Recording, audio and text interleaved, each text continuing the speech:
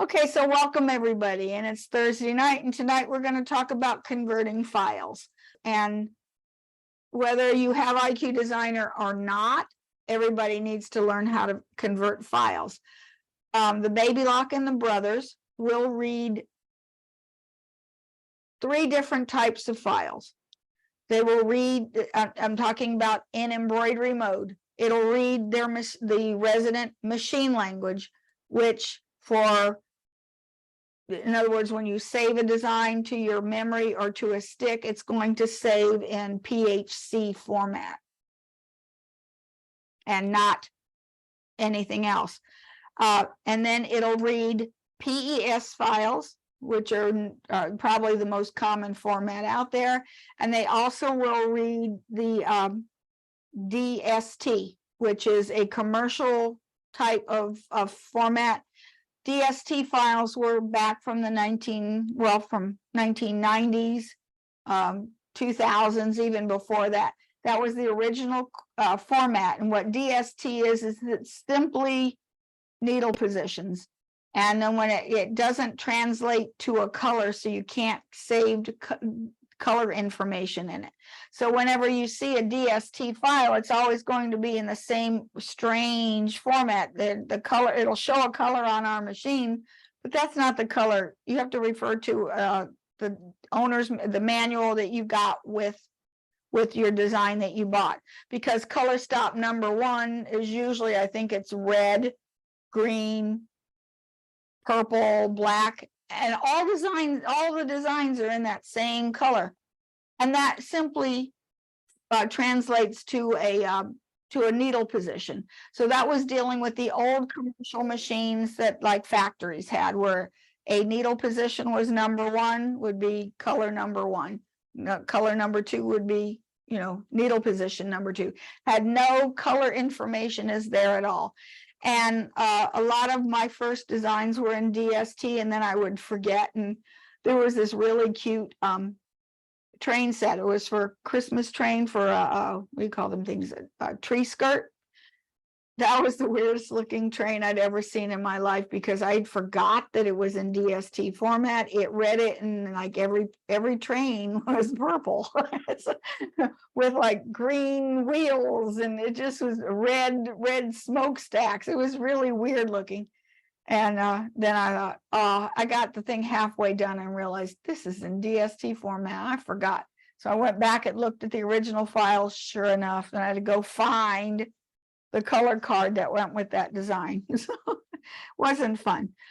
So, but there's other times where you might want to convert your files. Like if you have more than one machine, like say, I have a 6-needle machine, and then I've done all the lettering or whatever in a different machine, but I want to sew them all on this one machine. You would save it, and you would save it into your on embroidery mode, and then all of a sudden it may not read in the other machine. Now, if they're about the same year group, in other words, if you have a Solaris or a Destiny, Dream Machine, or Luminaire, if you say, especially Luminaire and the what's the other one, Solaris, they have a different machine language than all the other machines on the line.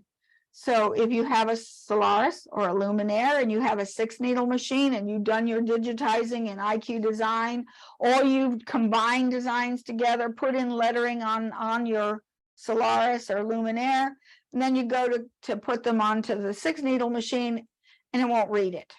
So what do you have to do? You have to convert it to PES some way, shape, or form. Cannot be done in the machine. It has to be done in software. And most of us use one of 2 kinds. I know there's a lot more out there, but I know the Baby Lock Palette 11 and the Brother PE Design 11 will convert those files for you. And up until recently, Embrilliance did not. I just tried it today, and with the last update that they did, now you can read the PHC, which is put out by most of the machine language, and the PHX, which is specific to the Luminaire and the Solaris.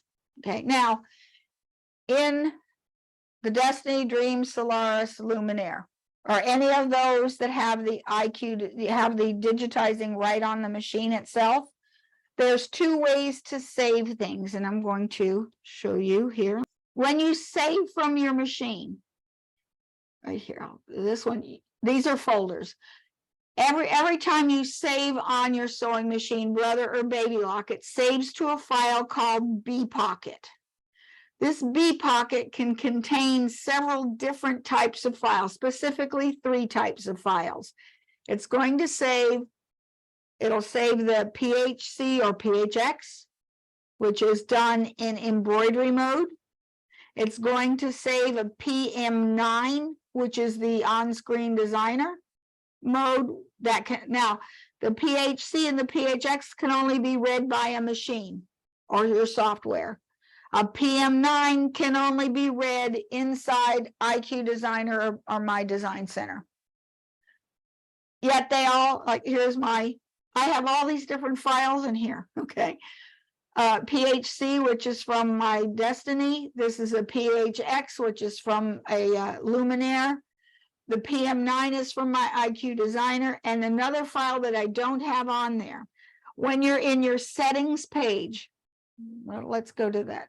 When you are in your settings pages, right here, if you make any changes to it and you're having problems, and then you contact Brother or Baby Lock and they say, take a picture of your setting screens, I can go ahead and there is this icon up here. It's in a little bit different place in the Luminaire and Solaris. So I would hit this and it will take a JPEG picture of this screen and load it into the machine, into this USB stick. Then you can take the USB stick. So now I'm going to come back over here, go back into, where's the other, here's the other one, bpocket, there. See, it's, okay, it's a bitmap file, right? Here's a bitmap file, and there's a picture of that screenshot that I just took. Okay, so that will appear in a bpocket. But this is going to create a bitmap, which is just a graphic image so that you can show the technician what your settings are.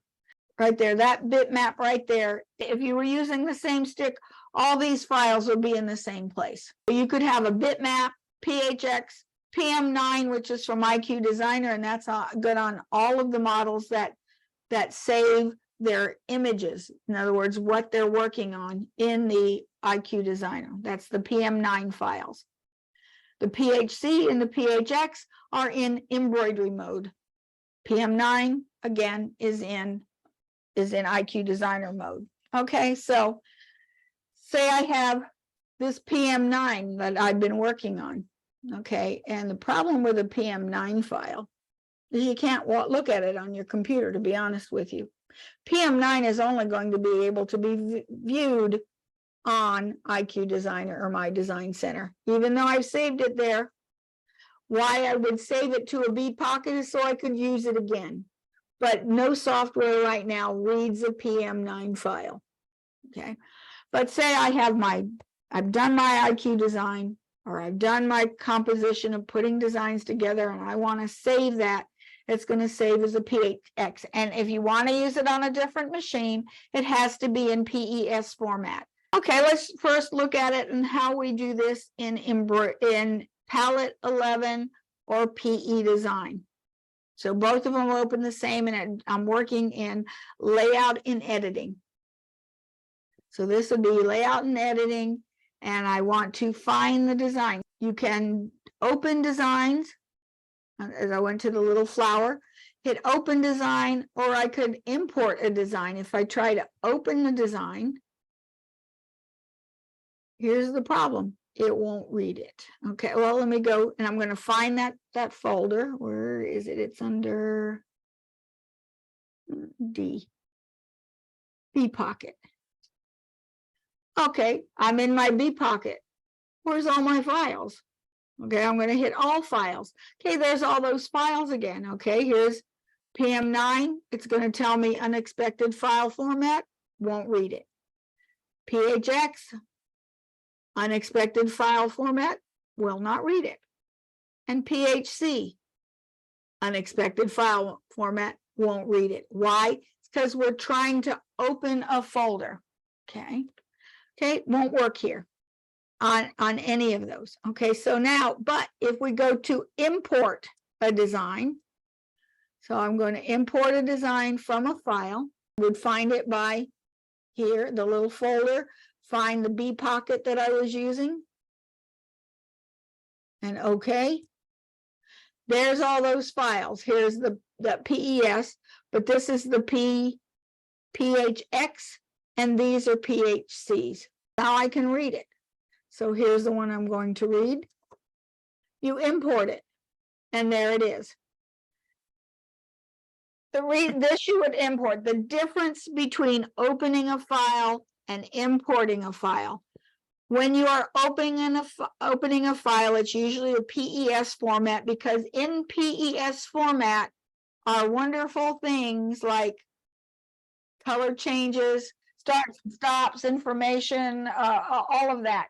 All of that information is coded in there when you open a file. When you import a file, all you are bringing in is needle positions. Hit the needle in this coordinate, then next one, and the next one, and the next one. So all this is stitches. The only difference is that when you're opening a file, you're able to change attributes. You can change size, you can change shape, you can change colors, you can combine designs, you can do all kinds of stuff to them, rotate them and whatever. When you're importing a file, the only thing you can really do is change colors, and that's it, and print it out. That's really about all you're going to be able to do. Now, when you save this design, it's imported. So here I would go to File, Save As, and then I would tell it where I wanted it to go, and I would save it as a version 11 PES file. See right there? You can, now if you have an older machine, say you've got an old Allure, you probably don't want to save it in version 11 because it's got a lot of advanced commands in there. I usually save it at the lowest version.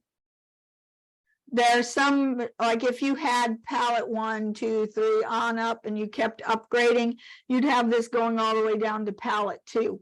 Why you'd want that, I don't know. But the thing is, as you go below version 8, you lose all of your jump stitch commands. Although you won't get, if you've taken it from an import, you may not have jump stitch commands unless your machine itself puts them in. Some machines will. They'll add jump stitches because they see the same color is further apart than 1/4 inch, and your machine will put in a jump stitch. That has nothing to do with the software. So this way, you could, when you import, you can import a Viking or whatever you like. Now, with palette, you can only save as a PES. That's your limitation with palette. Anybody have palette or PES, PE design? You can only save in PES. So if you also have a Viking, palette may not be the software you want. You may want something else. Palette 11 is a nice piece of software. It is an expensive piece of software, but it's a full digitizer, and so and it's getting easier and easier to use. Masterworks is still my favorite, and it's not supported anymore, but that's why I keep one very protected legacy laptop in the other room that I don't dare set up to anything like an internet ever. Because I still adore my Masterworks, and it's just not supported anymore. Okay, now we have the same thing that you can do with Embrilliance. Yeah, Embrilliance Essentials will save it and it will convert it for you. So now I'm going to go back over to the Embrilliance. So I'm going to again, and with Embrilliance, the difference between import and merge are a little bit more muddy. You can open. Let's try open. So over here is open a design. It's already picked my B pocket. It still remembered it. It will read all these formats: PHC, which I was doing this from a while ago, or the PHX. It'll read both of those formats. Now, even though I've opened it, I don't have any commands here. There's nothing really I can change, and except, well, I need to change hoop size. Hoop size is off. So I'm going to change the hoop to, I'll do this one. And apply. There, now it fits in my hoop. Okay, there it is. Okay, now both of these have stitch simulators, which is nice to use. And then I'm going to do a new file, and I'll show you the difference between importing. Okay, instead of import in Embrilliance, it's called merge. Okay, so I'm going to merge a stitch file. I'm going to go back and find it. Where's my B pocket? Here's the design. I'll bring it in. Here it is, the PHX, and import. It imported the same thing. So there, they look exactly the same. Here's the one. One just says it's untitled, and one just kept the original name. They're identical, same thing. You can't really do anything but change the colors. So if I wanted to change that to purple, or blue or whatever, that's really about all you can do with it. And then again, yeah, go ahead. But so admittedly, this is my attempt. This is Janet, and it's my attempt at a balloon from class. And there's this little black line, and it is, if you go down to 1.8, it's that. There's and a funny line. you can now delete that, right, and get rid of it. So that's something I learned today, and it's something anybody. Yeah. So you can do a little bit of editing in your files. Now with both versions, I could just select all and change the size. And one nice thing is Embrilliance, both of them, both Embrilliance and Palette, will recalculate those stitches for you. I think now there's 233 stitches. It's now almost 9 inches by 12 inches. And if I hit undo, the old one was 30, it added 5,000 stitches to it. Wow. It's one of the least expensive of the editing software. And there's different levels to this. You have Embrilliant Essentials, which is basically sizing, adding letter. The Advanced allows me to get into minute stitches. I could pick one stitch apart at a time. This is the Essentials as it looks for most of it. Then you have where you could get into, where's the stitch information. This is the Advanced, which allows me to, let me go select. See, I could take little bits of stitches and just move them, if I wanted. It allows you to manipulate it stitch by stitch by stitch. Is it something I do very often? Very rarely. Most people only need the Embrilliance Essentials. And then of course the add-on is the Creator, which is full digitizing. And you have different levels of that. You've got level 1, where it does basic things. I would recommend at least a level 2, which now allows you to do true type fonts where the other one didn't. Now, if you happen to have the old Designer's Gallery Creator, it is the same product as the Embrilliance Stitch Artist, and they are supported because I do not have Stitch Artist. I have Designer's Gallery Creator. However, Brian Bailey, who's the owner of both Designer's Gallery and Embrilliance, is the person who is the programmer for both. He owns both companies. Now, Designer's Gallery Studio is no more. I guess they severed their association with Baby Lock, so they are now only Embrilliance. But Brian Bailey felt he had a duty to his loyal followers, because he did the Designer's Gallery Studio 1 when it first came out. He did Masterworks. I mean, he's a brilliant programmer.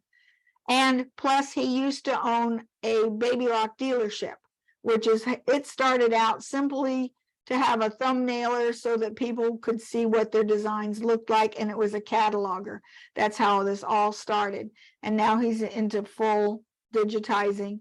And his stuff is very user-friendly because he has to use it, his wife has to use it, and probably now his kids use it. But the advantage to the Embrilliance is if you have more than one brand of machine, when you go to save it, okay, you have two different types of file. You have a stitch file and a working file. If you have it as a working file, that means you can go in and make further changes. It is a working file. It has all the coded information, such as the stops, the starts, stitch inclinations, all that is in the working file. And if you want to change it, you want to save it as a working file, which makes it a BE file. Now, you can also save it as a stitch file, which means it's going to be just like DST, except for the color charts are intact, and then you can save it. So if I save it as I'm just going to put stitch file as, let's just say I also have a Viking. I can now save this not only as a PES, but I can do DST, EXP, I don't know who that is, Viking, Husqvarna, Janome, Singer, these are Singer files, PCS, I don't know who that is. That's Bob. Okay. Yep. And I don't know who So is, or I think XXX is also Singer. I don't know who Tap is. I don't know who these are. Notice one that is different, that is not here. Artista. So if you have a Bernina, unless you have Bernina software, you're not going to be able to convert anything into Bernina language, which is going to be ART 1, 2, 3, 4, whatever. If you save it as stitch file, it would be, you pick whatever format. Like a lot of times people who are in my mug rug club, they have different machines. So they will call me, say, hey, can I have one for a Singer, or can I have it for a DSC? I can then take my PES files and convert them to whatever format they need. So I don't have to own all these different types of software. So it's real helpful. But I like the Embrilliance. It's easy to use. And I'll probably end up doing a course on it later on. But there's lots of help out there. There's a Facebook group that uses the Embrilliance, and there's lots of YouTube videos. There's a Facebook group for the stitch artist, and it is absolutely amazing the stuff that they do. I see stuff even more complicated than what I've seen with PES. Floriani supposedly has a very nice conversion software. They're probably, I haven't used theirs, but I've heard theirs is pretty good. Okay, so if you have any questions, you can always reach me at waltzquilt@yahoo.com, and we can always set up a Zoom session if you're having some problems with either of these software products. But that's how you convert your designs. And again, whether, like I said, I wanted to save this into Viking, well, I would do I don't know, what's a Viking one? HUS file. I could save this as an HUS file and use it on a Viking. Because I was the creator of this thing from a class exercise. Then it's not going to stitch out very well because it needs some understitching. So don't do it, guys. Yeah, and we're going to talk about on the machine. That I can't add once it's designed as a stitch file. Like this is from the machine. It's only stitches. There's no shape here. Really, there's no shape information. All that information is in the sewing machine. It's not here. So if I wanted to add underlayment, then I would have to go and do it in the machine. So let me do another file. So I'll show you what I'm talking about. New. And I'm just going to do a shape. Go to creator and a shape. Okay, and then I'm going to put a fill stitch to it. I want to fill. There's my fill stitch. Okay, there's coding information here, like this is the stitch angle. Here's my start and my stop. Okay, when I come over to this information here, I have all this coded information, like over here is a pattern. I can tell it that's the flat tatami stitch, but I could change it to a different one, a snake. Let's say snake. Okay, let me change the color to it like a yellow, something lighter. Okay, see, now you can see the shape. So when I go to the fill, I can change the shape. I can change how long the stitches are. This right here is pull compensation. See how it overstitches? Here it is before. That when I put the pull compensation, it overstitches it in the direction that those stitches are going. Underlayment is this third tab. There's different kinds of underlayment. And like I said, there's a lot to learn. Most of the time, a contour and a perpendicular. If you're doing towels, you put them all on there. And I'll show you how. Let me turn them all off. I'm going to have none on here. Okay. And I'm going to run the stitch simulator. Okay. And here's how I see it just went right into stitching. Okay. Which is what the IQ designer does. It doesn't put underlayment in there unless you tell it to. Okay. Then I will go back here. Then I'll put contour and run the stitch simulator. And here's what a contour looks like. And what it did was it went around the circle first. That's all a contour does. I'll take that contour off. Perpendicular. IQ designer, when you turn on under stitching, it usually does, I think it's a contour and a perpendicular just like that. And so this is what it will look like when it stitches. See, it does this stitch, which goes perpendicular to the line of stitching, then it puts in the satin stitch. And you can change the densities of that. There's a lot of things you can change to it. And then the last one, if I were doing all of them,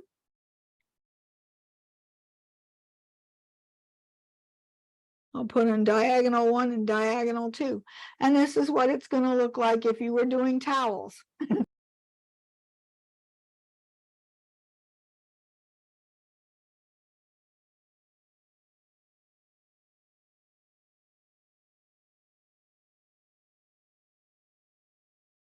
And see, here's that contour, and now watch it go diagonal the other way, and diagonal the other way. And now it's going to do the stitches.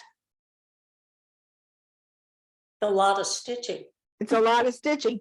But if you're doing a plush towel, you would need, I mean, you can change the contour on that. By the way, I just left it at the default, which I think is like way too much. See, I can also change that inset so big and change how big those stitches are and how dense they are. So you can change the density. But like if you're doing a towel, when we were talking about towels on Saturday, where you've got a really thick plush towel, and then they were doing what was called knockdown stitches. Okay, what those double diagonals do are those are your knockdown stitches, but instead of going outside of the design, then it goes right up underneath the design. Okay, does anyone have any questions? Okay, thank you so much for watching, and I will see you next week. And a bunch of you guys I'll see Tuesday night. Bye. Bye.